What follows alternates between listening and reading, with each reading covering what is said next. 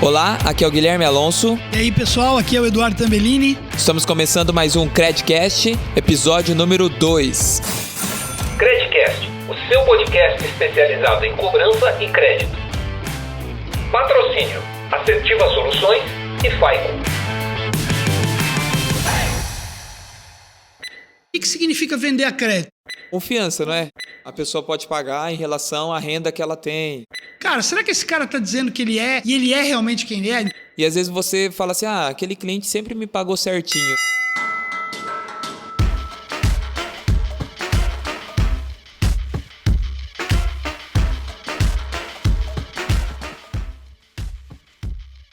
Começando então o nosso segundo Credcast. Fala pessoal, tudo bem? Então, vamos lá, Tambellini. Qual que é o melhor podcast que tem no Brasil hoje? De crédito e cobrança. O melhor, eu diria que é o melhor e um dos praticamente únicos, né? A gente não pode falar que é o único no mercado, a gente pesquisou, tanto nós quanto companheiros nossos, parceiros, a gente não achou nenhum outro. Então tá a gente se aventurando aqui, né? Então nós aqui, e aí, cara, eu lembro que um dia eu vi um programa, aquele Pesadelo na Cozinha, você já viu esse programa? Não, nunca vi. Cara, e aí o Jacan, né? E aí era uma hamburgueria. Aí o cara viu lá, tava escrito assim, o melhor hambúrguer de São Paulo. Aí ele perguntou pro cara, quem que te deu esse título? Não, meus clientes falaram, não, mas se é de alguma revista especializada? Não, cara, então você tem que tirar esse negócio da parede. Mas aqui, como a gente, na verdade, pesquisou e a gente viu que não tem muito conteúdo, nós já vamos... Então a gente já fala que é o melhor. Nós somos já. O melhor. É, sim, pronto, Exatamente. Acabou e vambora.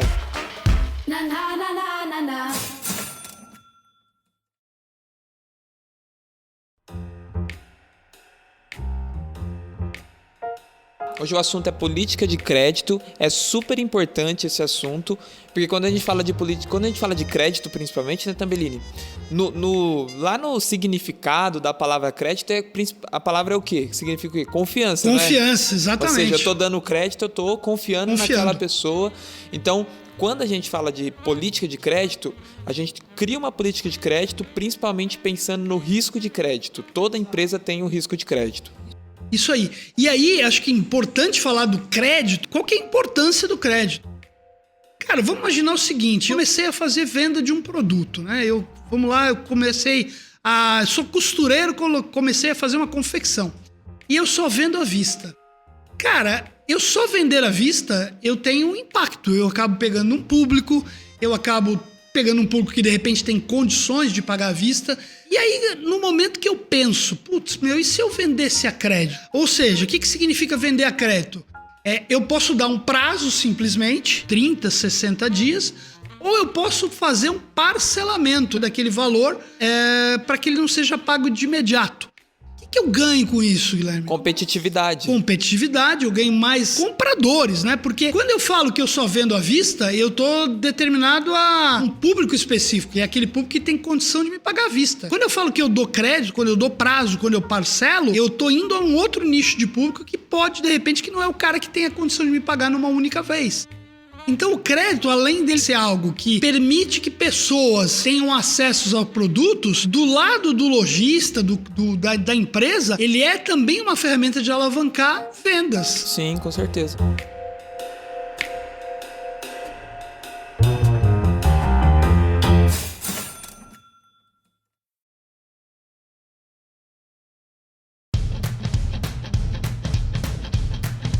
Um dia a gente fez um trabalho numa empresa lá no Nordeste. E aí essa empresa, a gente foi conhecer as regiões lá todas. E eu fui na matriz do cara, que era lá no sertão nordestino. A preço do cara era baixíssima. A gente estava acostumado a ver um indicador em 3 pontos percentuais, do cara era 1%.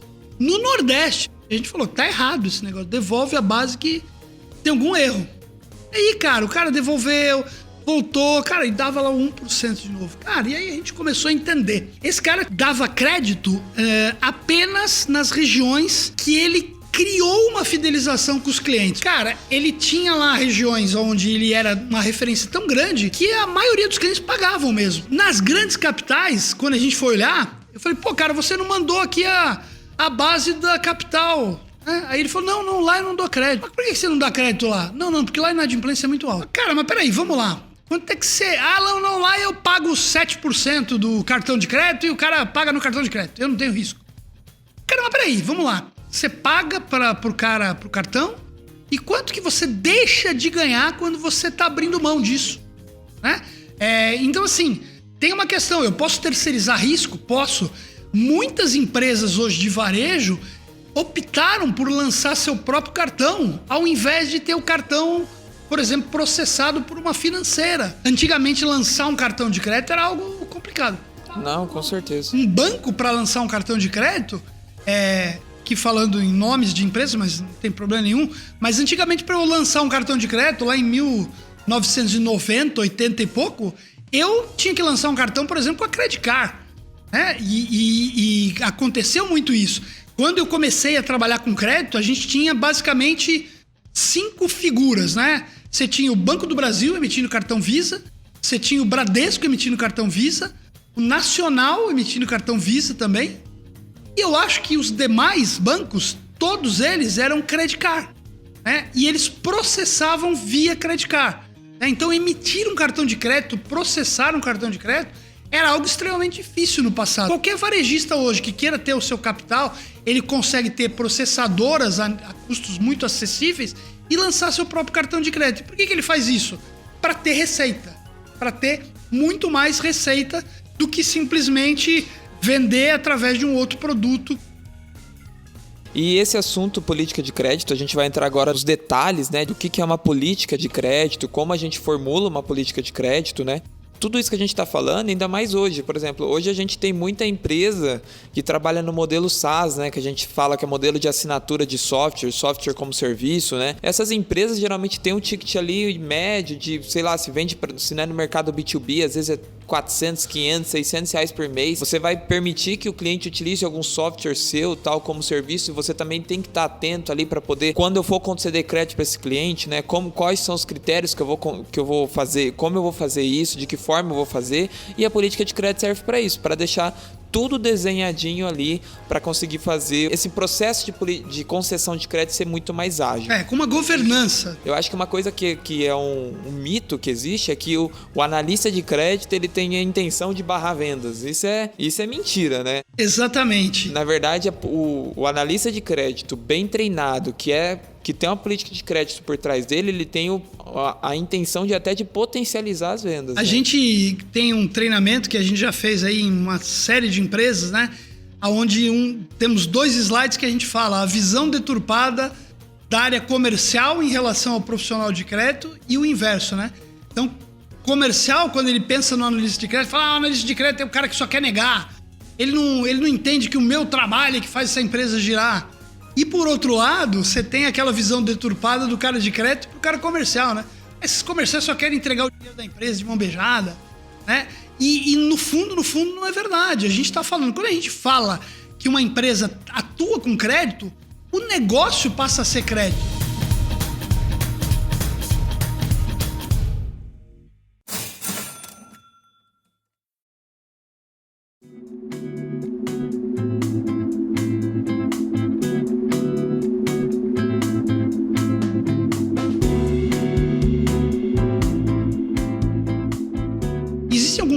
Esses conceitos, eles às vezes mudam aí de cada um que fala, são 4 Cs, 5 Cs, 6 Cs do crédito. Eu vou aqui falar para que a gente possa resumir isso em 4 Cs, que é onde eu acho que a gente conta a história um pouquinho de tudo. Que até simplifica um pouco, né? Exatamente. O que é crédito? Crédito tá ligado a 4 Cs. O primeiro é cadastro. Então, eu preciso conhecer quem eu tô dando crédito. Então, eu preciso preencher um cadastro mínimo. Eu preciso saber o nome, eu preciso saber o CNPJ, o CPF, eu preciso saber onde esse cara mora, qual é o telefone de contato. Eu preciso saber informações mínimas que a gente depois, num futuro podcast aqui, a gente vai ter um que a gente já planejou, que vai falar um pouquinho do processo de ponta a ponta. E aí a gente vai detalhar um pouquinho melhor isso. Mas eu preciso ter um cadastro, esse é o meu primeiro aspecto. E aí tem muita empresa que já falha no processo de cadastro. Exatamente. Às vezes lá no início da jornada do cliente, que tem que fazer um cadastro correto, ou ter algum tipo de serviço de birô de informação para poder comprovar, né, aquela informação, às vezes deixa de lado esse processo, né? Antigamente eu preenchia proposta física, né, e entregava em algum lugar. Então eu já preenchia todos os meus dados. Hoje, como esse processo é muito na hora que eu tô fazendo a compra, eu vou fazer uma compra e aí o cara, você quer um cartão de crédito? Já vamos ver aqui se já pode ter o cartão. Então existe um primeiro momento que aí as políticas de crédito, inclusive, ficaram meio que separadas num conceito P1, P2. O que é a P1? A P1 é o seguinte, você dá o teu CPF, a tua data de nascimento e um telefone. Cara, e a partir daquele CPF, eu vou buscar em entidades externas, né? A própria Assertiva é uma empresa que tem essa filosofia de fornecer informações, né? Então eu posso, a partir do CPF, pegar outros dados. Eu não tenho aquela necessidade de repente, pedir para que o cliente preencha o básico. Porque a partir de um CPF, eu posso buscar nome, eu posso buscar endereço, eu posso buscar os dados básicos. E aí eu já posso ter uma primeira avaliação. Consulto um birô de crédito, por exemplo, ver se esse cara está restritivo. E aí eu posso seguir ou não meu processo. E outra coisa importante, a gente sabe que os dados são alarmantes, né, de fraudes no Brasil. A parte cadastral, ela tem o sentido até de já começar a diminuir esse risco, né? A gente vai chegar em outros Cs que vão tentar minimizar mais essa questão. Ainda, mas o cadastro em si, sem dúvida nenhuma, ele tem que ter uma preocupação. É um beabá inicial. É um beabá inicial. Mas passei o cadastro, o que eu vou verificar? O segundo C agora. O segundo C, eu vou falar da capacidade desse cliente. Ou seja, ele quer um crédito de 1.000. Ele tem capacidade de me pagar 1.000? Ele ganha o suficiente para pagar 1.000? E aí eu tenho que entender, muitas vezes quando eu faço de repente uma venda num crediário, que não é a concessão de um cartão de crédito, eu falo, beleza, esse cara vai comprar R$200? Então tá, ele pode comprar R$200, mas qual que é o valor do que seria o limite de crédito, mesmo não sendo um cartão de crédito? E esse limite ele tem que pensar em dois aspectos. Eu preciso saber quanto que eu aprovo de transação de compra, né? Vamos lá, eu quero comprar R$5.000. Eu te aprovo R$5.000? Legal, eu posso te aprovar R$5.000, mas tem uma outra pergunta importante. Como é que você vai me pagar esses R$5.000? Eu vou pagar em 10 vezes de 500. Então eu tenho que ter uma outra preocupação. R$500 por mês, cabe no seu bolso? Cabe no seu faturamento? Cabe. Então eu tenho que ter essas visões, né? De quanto que eu tô liberando de crédito total, quanto que esse cara vai pagar. Tem alguns mercados específicos, principalmente imobiliário, né? Que ele já deixa meio que determinado ali quanto que é a porcentagem de aluguel. Exatamente. A pessoa pode pagar em relação à renda que ela tem. Exatamente, é isso mesmo. Porque um cartão de crédito, por exemplo, quanto que eu tenho de limite de um cartão de crédito? Muitas vezes num cartão de crédito eu tenho um limite superior à renda. Por quê? Porque ele é um cartão que vai usar muito parcelado, que você não vai esgotar o limite naquele mês, né? Então tem muito essa questão, mas aí é muito mais detalhado para que a gente possa depois discutir num outro momento. Mas o segundo C, então, capacidade. Eu preciso entender se você tem a capacidade de me pagar. Hoje em dia, e esse é um tema que a gente tem recentemente discutido muito num grupo que a gente participa, que é, como é que eu comprovo renda hoje, né? Hoje em dia, a gente tem aí alguns indicadores que mostram que 41% da população hoje tem uma renda informal. Quando eu dava crédito lá atrás, em 1993, que foi meu primeiro trabalho de crédito, a gente estava acostumado a receber o lerite. Praticamente o povo era assalariado, CLT. É óbvio, você tinha o profissional liberal, o autônomo, mas o nível de informalidade que a gente tem hoje é muito grande. Então, 41% das pessoas hoje vivem nesse mercado informal. Você pega hoje, por exemplo, assim, a gente tá dentro de um time de marketing. Vou dar o exemplo de um time de marketing de uma empresa. É muito comum, a pessoa tá trabalhando no marketing ali da empresa e fora ela pega algum freelancer, pega alguma coisa para fazer algum tipo complementar a renda. complementar a renda. Então, Exatamente. Muito comum isso acontecer.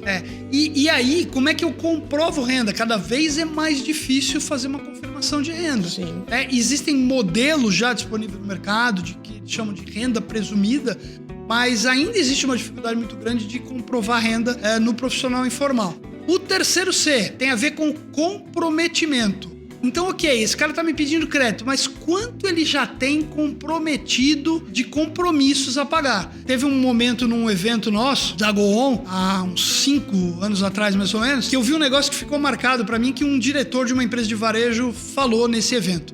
A gente tinha um evento lá, quase 600, 700 pessoas, e ele falou pro auditório, falou, senhores aqui, provavelmente, difícil achar alguém aqui que não tem um cartão de crédito com uma renda de limite de pelo menos R$5.000. A minha cliente não pode ter um limite de R$5.000. O que ela faz? Ela tem 10 cartões de R$500 de limite. E esse é um grande problema, porque como a gente hoje ainda está evoluindo no Birô Positivo, isso vai evoluir à medida que as informações começarem a estar mais disponíveis e a cultura começar a ser disseminada, mas hoje a gente não tem informações de comprometimento. Então, se você vai lá numa loja de varejo e oferece lá, eu vou dar um comprovante de renda de R$2.000. Se eu vou te dar 20% de limite, eu estou te dando R$400 de limite. Aí você vai em outro varejista, em outro lojista, vai lá com os mesmos 2.000. O que ele vai olhar? Quanto que ele tem de renda? É 20%, vou dar mais 400. Mas eu não vi que você já tem um limite de 400 no outro, porque eu não tenho informação disponível para ver isso. Não, com certeza. E outra coisa legal do comprometimento que eu tava pensando aqui é quando você, geralmente uma grande indústria e tal, vamos citar uma grande indústria têxtil assim, que eles vendem para pequenos varejistas e às vezes a pessoa tem uma compra, né, recorrente, às vezes a cada 2, 3 meses, e às vezes você fala assim, aquele cliente sempre me pagou certinho, né, então eu vou continuar concedendo crédito para ele, mas você não sabe o nível de comprometimento que ele teve na compra, no talvez mercado. Do terceiro trimestre do ano de 2020, por exemplo. Exatamente. Né? O que ele vai fazer?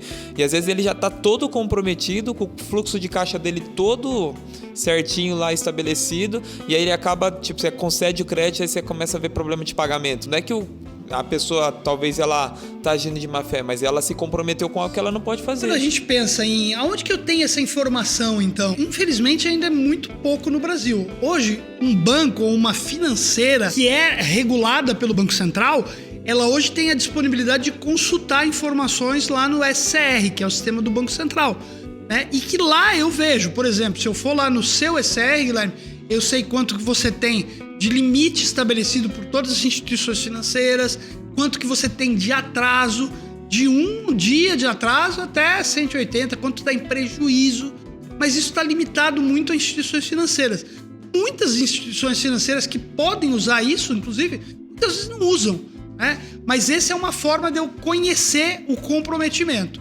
Mas, de novo, com o Birô Positivo, a gente deve ter isso muito evoluído e aí, de forma muito positiva, poder melhorar esse C de comprometimento. Vamos imaginar sem o cenário do positivo, né, ainda. Algumas empresas têm algum tipo de ações que elas estão fazendo para ver um pouco mais sobre o comprometimento? Tem 2 tipos de comprometimento. Sem dúvida nenhuma, eu tenho que entender o comprometimento do cara comigo. Quer dizer, quanto que ele já tem comprometido comigo? Isso, indiscutivelmente, eu tenho que entender. No mercado, é um pouco difícil de entender isso. Sim. Porque o que você insere numa política de crédito? Que pode ser bom ou pode ser ruim.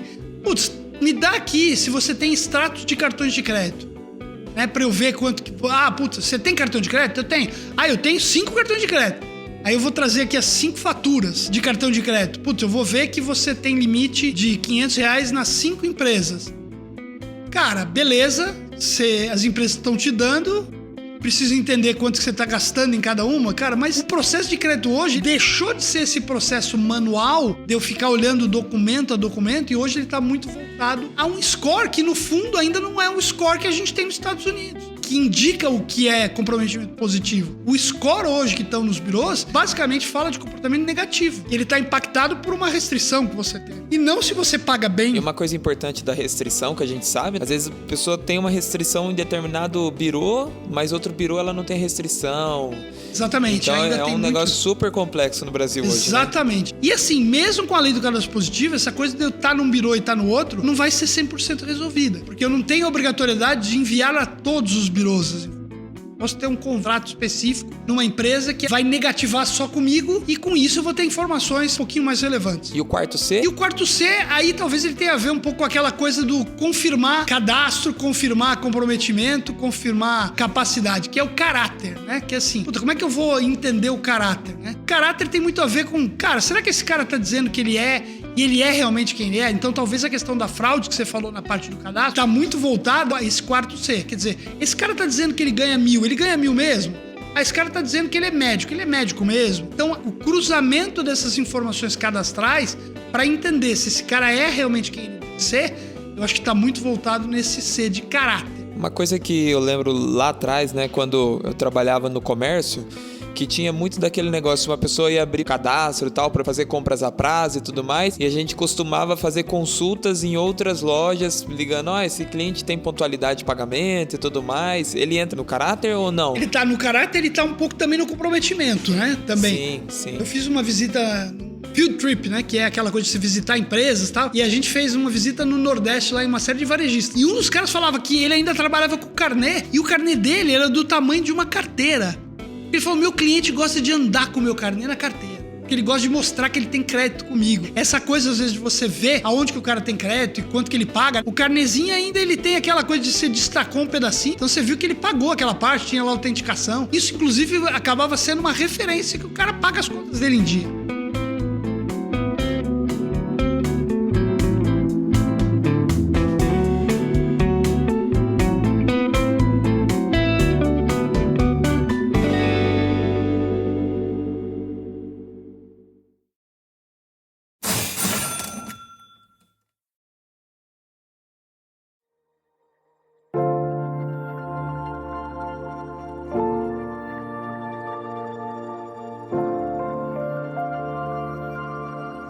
Tudo isso daí que a gente está falando, né, da política de crédito, como a gente vai fazer, nada mais é do que você conseguir estabelecer um processo coerente que realmente contenha os riscos de você não conceder crédito para uma pessoa que não vai te pagar ou que vai ter problema de pagamento e vai ferrar o quê, principalmente? Seu fluxo de caixa, o que mais? Usar capital de giro, né? O quanto que você tem de capital necessário para cobrir esse processo de crédito que você tem. Sim, ou às vezes pedir até capital emprestado. Exatamente. Tem que tirar você do teu fluxo normal de caixa e buscar crédito em outros locais. O que a gente pode falar também é assim, esse processo todo, eu acho que ele tem algumas etapas importantes. A gente vai ter no futuro aí, e aí aguarda que você vai estar tendo acesso a isso no futuro, um podcast que vai falar um pouquinho de cada passo do processo de crédito de ponta a ponta. Mas eu queria falar aqui um pouquinho, para a gente ter uma primeira visão, principais passos de um processo de crédito que tem que estar norteado numa política. Então, quando eu faço uma política de crédito, a primeira coisa que eu tenho que olhar é o seguinte, cara, esse cara já teve crédito comigo, eu conheço ele dentro de casa. Cara, eu tô começando hoje, então eu não conheço ninguém, mas, putz, eu tenho um processo de crédito já. Esse cara, como é que foi o comportamento dele comigo? Ele me pagou?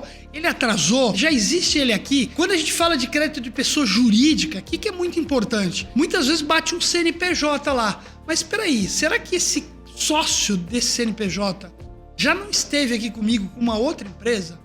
Porque às vezes esse é um problema. O cara teve uma empresa, pediu crédito, cara, deu um calote, porque teve um problema. Abriu no nome da esposa depois. Abriu no nome da esposa, ou ele abriu uma outra empresa e até tá participando lá de alguma forma. E aí como eu tô olhando só CNPJ, eu acabei vendo, esse CNPJ aqui não tem histórico comigo. Não, peraí, e os sócios? Os sócios têm histórico comigo e o histórico não foi positivo. Então é importante olhar dentro de casa. Esse é o primeiro aspecto para que a gente possa entender se esse cara segue no meu processo. Passo 2. Olhei dentro de casa, esse cara me paga bem, eu conheço ele já. Como é que ele está no mercado? Então aí a gente tem desde consultas onde eu vou saber se ele tem uma restrição ou não, e restrição nos birôs tem N oportunidades de consulta. Você tem a restrição financeira, você tem o protesto, falência, você tem a própria pendência financeira de empresas aí de utilities, telecom, né? Então é importante eu entender que tipo de restrição é essa. O cara deixou de pagar uma conta telefônica de R$10, R$20. Será que isso é importante para mim? Será que isso é relevante? Se ele tiver um histórico muito positivo dentro de casa, cara, será que eu vou olhar para fora com tanta relevância? Mas é importante eu entender como é que esse cara se comporta no mercado. Então, olhei dentro de casa, passo 2, olhar para fora. Legal, beleza. Esse cara, então, aparentemente, ele é um cara bom comigo, bom no mercado. Tá bom, mas como é que eu vou dar o crédito para ele? Esse cara quer comprar R$1.000. Eu preciso pedir informações. Então, geralmente eu vou pedir renda. Aí tem essa questão todos os informais que a gente falou, que é um desafio, mas que cada vez mais a gente também tem mais informação. Eu vou pedir faturamento e vou tentar estabelecer uma relação daquilo que esse cara tem de renda ou de faturamento, se ele pode ou não ter aquele valor que ele está querendo comprar comigo. E outra coisa importante também, acho que vale a pena a gente destacar da política de crédito, já partindo um pouco para o final, tem que ter um guardião guardião dessa política, né? Tem que ter um cara ali que vai falar assim, ó, eu tô olhando para ela, eu tô cuidando, eu tô vendo se todos os meus analistas na hora de fazer todas as análises tá realmente vendo os detalhes que foram estabelecidos, para que realmente a gente não venha se perder fazendo acordos que a gente combinou que não iria fazer e coisas do tipo assim. Hoje em dia a gente tem um nível de automatização com alçadas, inclusive, né? Sistemas que permitem, o analista tem alçada de ir até tanto. Aí depois o supervisor vai dando crédito até tanto. Dali para frente só o gerente, o diretor. Sim. Agora, existe um processo interessante que em muitas operações de crédito você tem uma separação, que aí uma coisa é crédito e a outra é formalização. A formalização acaba sendo a garantia de que tudo aquilo que foi analisado em crédito é verdade. Por exemplo, eu posso ter um processo de crédito onde o cara me inseriu só dados. Ele me falou que ele era o Eduardo, que ele ganhava X, que ele trabalha tanto, que ele mora em tal lugar. Legal. Me deu essas informações. Com base nas informações, eu tomei uma decisão. Ah, legal. Aí o processo de formalização vai dar o ponto final no sentido de, beleza, o Eduardo disse que morava na rua tal. Cadê o comprovante? Ah, esse comprovante está mostrando que ele mora na rua tal. Ah, o holerite dele, a renda, enfim, está comprovada a partir disso aqui. Ou está comprovado nos birôs. Né? Então eu posso ter um processo que é um double check. Crédito e formalização. E também, assim, ó, a gente tá falando de ter política de crédito e a relação com a inadimplência agora falando. Mesmo tendo a política de crédito, não existe inadimplência zero também, né? Acho que é uma coisa importante Só destacar. tem inadimplência zero se não vender a crédito. Somente. A gente faz muitos trabalhos de melhoria e revisões de políticas de crédito. Como é que eu faço esse trabalho? Eu vou pegar o teu público que você já tem aqui aprovado e entender do que você aprovou, como é que foi o público, quem foi bom e quem foi mal. Ah, quem foi mal é o cara que me atrasou acima de 90 dias, exemplo. Pô, eu vou entender qual é a característica desse cara. Puta, cara, eu tô percebendo aqui que esse cara que geralmente atrasa não me forneceu informação de renda. Não comprovei renda. Então, a inadimplência quando a gente fala, tem um conceito interessante chamado de ciclo do crédito. O ciclo do crédito é exatamente um ciclo que começa no planejamento do produto, eu passo pela iniciação ao crédito, depois a manutenção do cliente, a cobrança. E a cobrança ela tem que voltar no planejamento do produto, por isso é um ciclo.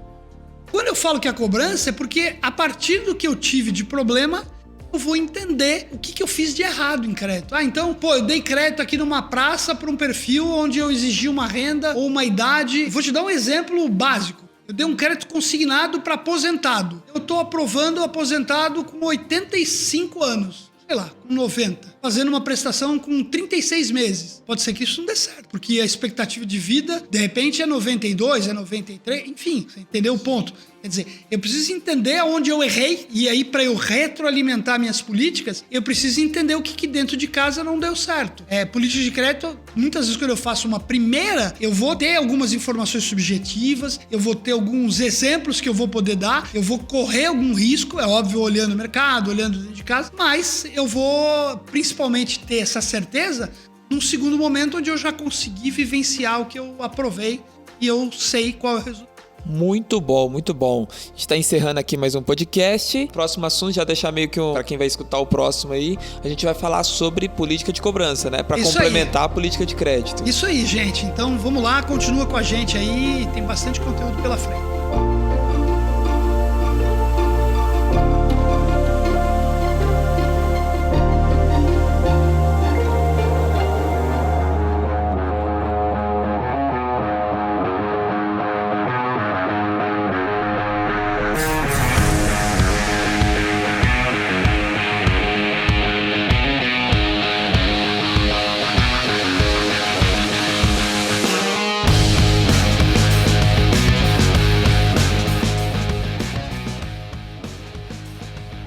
Muito legal, e esse aqui foi mais um Credcast. Chegamos ao final de mais um capítulo, mais um conteúdo. A gente tem que agradecer os nossos patrocinadores. Quem que são os nossos patrocinadores? Fala aí. Os nossos patrocinadores são aqueles que viabilizam estarmos aqui hoje. Muito bom. Então a gente tem aí a FICO e a Assertiva Soluções. Empresas presentes aí no ciclo de crédito total, que ajudam empresas tanto no setor de créditos quanto no setor de cobrança. E estão aí apoiando esse conteúdo porque eles acreditam que uma das formas de mudar o Brasil é através do conteúdo e através da educação. Muito obrigado aí. É isso aí. Obrigado, galera. Até a próxima. Até a próxima, e não esquece de compartilhar também o nosso conteúdo aí com a hashtag Credcast, lembrando que o D é mudo. Tá bom, pessoal? Grande abraço, tchau, tchau.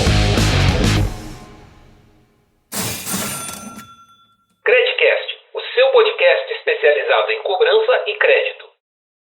Patrocínio: Assertiva Soluções e FAICO.